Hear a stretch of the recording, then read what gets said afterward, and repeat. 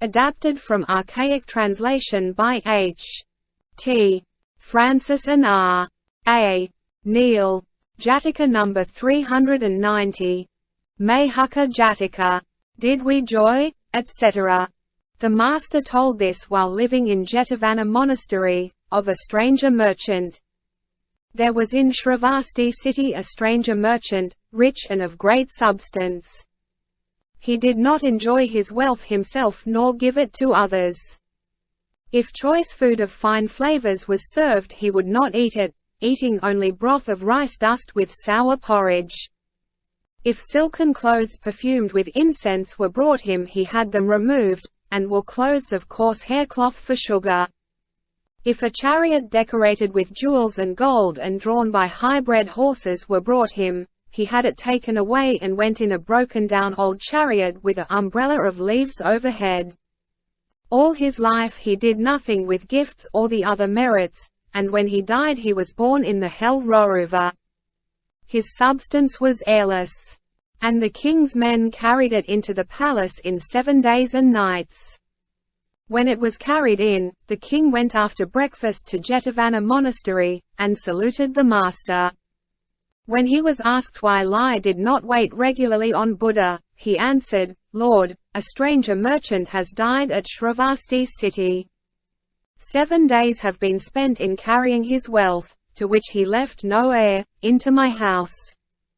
But though he had all that wealth he neither enjoyed it himself nor gave it to others. His wealth was like lotus tanks guarded by demons. One day he fell into the jaws of death after refusing to enjoy the flavor of choice meats and the like. Now why did that selfish and undeserving man gain all that wealth, and for what reason did he not incline his thoughts to the enjoyment of it?" This was the question he put to the master. "Great king, the reason why he gained his wealth and yet did not enjoy it, was this," and so at his request the master told a tale of old times. Once upon a time when Brahmadatta was king in Benares, there was an unbelieving selfish merchant in Benares. He gave nothing to anyone, he provided for no one. One day going to wait on the king he saw a Pakseka Buddha, named Tagarasiki, begging, and saluting him he asked, "Sir, have you got alms?" The Pakseka Buddha said, "Am I not begging, merchant?" The merchant gave orders to his man, "Go, take him to my house, set him on my seat and give him his bowl full of the food prepared for me." The man took him to the house, set him down, and told the merchant's wife. She gave him his bowl full of food of excellent flavors. He taking the food and leaving the house went along the street. The merchant, returning from court, saw him and saluting asked him if he had got food. "I have, merchant." The merchant, looking at his bowl, could not reconcile his will to it, but thinking, "Had my slaves or workpeople eaten this food of mine they would have done me hard service. Alas, it is a loss for me." And he could not make the afterthought perfect. Now giving is rich in fruit only to one who can make the 3 thoughts perfect. Did we joy to feel the wish to give? Give the gift, and give it cheerfully. Never regret the giving while we live. Children born of us would never die. Joy before the generosity is given, giving cheerfully. Happy at the thought thereafter, that is perfect charity. So the stranger merchant gained much wealth, by reason of his giving alms to Tagarasiki, but he could not enjoy his wealth because he could not make his afterthought pure. "Lord, why did he have no son?" The master said, "O king, this was the cause of his having no son." And so at his request he told a tale of old. Once upon a time when Brahmadatta was reigning in Benares, the Bodhisattva was born in a merchant's family worth 80 crores. When he grew up, at his parents' death he provided for his younger brother and carried on the house. He made an alms chamber at the house door and lived as a householder giving much in alms. One son was born to him. And when the son could walk on his feet, He saw the misery of desires and the blessing of renunciation. So handing over all his substance together with his wife and child to his younger brother, he encouraged him to continue almsgiving with diligence. Then he became an ascetic, and gaining the faculties and attainments he lived in the Himalaya. The younger brother took that one son. But seeing him grow up he thought, if my brother's son lives, the estate will be divided into 2 parts, I will kill my brother's son. So one day, sinking him in a river, he killed him. After he had bathed and come home, his brother's wife asked him, "Where is my boy?" He was frolicking himself in the river. I looked for him but could not see him. She wept and said nothing. The Bodhisattva, knowing of this matter, thought, I will make this business public. And so going through the air and lighting at Benares in fair clothings under and upper, he stood at the door. Not seeing the alms chamber, he thought, that wicked man has destroyed the chamber. The younger brother, hearing of his coming, came and saluted the Bodhisattva and taking him up to the roof, gave him good food to eat. And when the meal was over, seated for friendly talk he said, "My son does not appear." "Where is he?" "Dead, my lord." "In what way?" "At a bathing place. But I do not know the exact way." "Not know, you wicked man. Your deed was known to me. Did you not kill him in that way? Will you be able to keep that wealth when destroyed by kings and others? What difference is there between you and the Mayha bird?" So the Bodhisattva, explaining the law with the ease of a Buddha, spoke these stanzas. There is a bird called Mayhaka, in mountain cave it lives. On pipal trees with ripening fruit, mine, mine the cry it gives. The other birds, while thus he plains, in flocks about him fly. They eat the fruit, but still goes on the Mayha's sad cry. And even so a single man enormous wealth may win, and yet may not divide it fair between himself and kin. Not once enjoyment does he reap, of clothing or of food, of perfumes or of garlands of bright color, nor does his family good. Mine, mine, he whimpers as he guards his treasures greedily. But kings, or robbers, or his heirs that wish to see him die, pillage his wealth, yet still goes on the miser's sad cry. A wise man, gaining riches great, is helpful to his kin. It is thus he'll win repute on earth and heaven hereafter win. So the great being explaining to him the law made him renew the almsgiving, and going to the Himalaya pursued meditation without interruption and so went to the Brahmaloka heaven.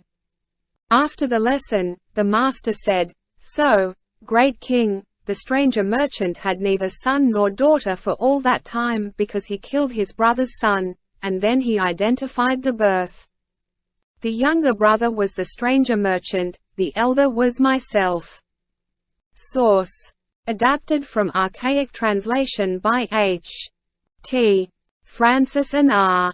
A. Neal. Jataka number 391. Dhajaviheṭha-Jātaka. Noble of face, etc. The master told this while living in Jetavana monastery, concerning his going about for the whole world's good. The occasion will appear in the Mahakana birth. Then the master said, "Brethren, this is not the first time the Tathagata has gone about for the world's good," and so told an old tale. Once upon a time when Brahmadatta was king in Benares, the Bodhisattva was Sakka. At that time a wizard, using his magic, came at midnight and corrupted the chief queen of Benares. Her maidservants knew of this. She herself went to the king and said, "Your Majesty, some man enters the royal chamber at midnight and corrupts me. Could you make any mark on him?" "I can." So she got a bowl of real vermilion, and when the man came at night and was going away after enjoyment, she set the mark of her 5 fingers on his back and in the morning told the king. The king gave orders to his men to go and looking everywhere bring a man with a red mark on his back. Now the wizard after his misconduct at night stands by day in a cemetery on one foot worshipping the sun. The king's men saw him and surrounded him. But he, thinking that his action had become known to them, used his magic and flew away in the air. The king asked his men when they came back from seeing this, "Did you see him?" "Yes, we saw him." "Who is he?" "A brother, your majesty." For after his misconduct at night he lived by day in disguise of a brother. The king thought, "These men go about by day in ascetics' garb and misconduct themselves at night." So being angry with the brethren, he adopted wrong views, and sent round a proclamation by drum that all the brethren must depart from his kingdom and that his men would punish him wherever found. All the ascetics fled from the kingdom of Kasi, which was 300 leagues in extent, to other royal cities, and there was no one, righteous Buddhist or Brahmin, to preach to the men of all Kasi. So that the men without preaching became savage, and being averse to charity and the commandments were born in a state of punishment for the most part as they died, and never got birth in heaven.